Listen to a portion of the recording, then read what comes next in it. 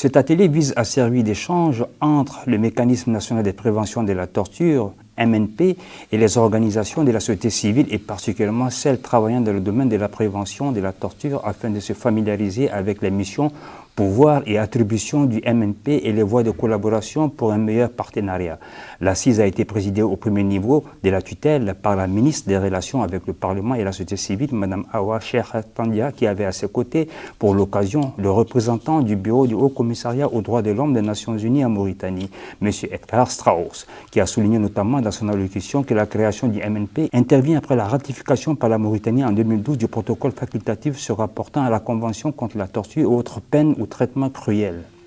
inhumains ou dégradants. Il est bon de souligner que la création toute récente du MNP est une preuve de la volonté de la Mauritanie à promouvoir les droits de l'homme et à prévenir la torture et les traitements cruels, inhumains ou dégradants. M. Mohamed Valoul Boumouzouma, acteur influent de la société civile mauritanienne et membre actif du mécanisme mis en place, a tenu à préciser à notre micro que la promotion et la défense des droits de l'homme sont devenues une nécessité au développement, une préoccupation majeure des gouvernements et des peuples et une demande fondamentale pour les organisations de la société civile en général et la société civile mauritanienne en particulier. Il a enfin exprimé la disponibilité des acteurs qui animent ce dispositif à coopérer avec le pouvoir public pour prévenir toutes les pratiques dégradantes et préjudiciables à la dignité humaine. Il est bon de souligner qu'avant cette assise, le MNP avait tout d'abord initié un atelier de sensibilisation destiné aux membres de la société civile et précédemment à cela, une assise dédiée cette fois aux acteurs et officiers chargés de la sécurité tels les forces de police et ceux chargés de veiller sur les lieux de détention que sont les gardes nationaux auxquels se sont joints les magistrats et autres auxiliaires de justice.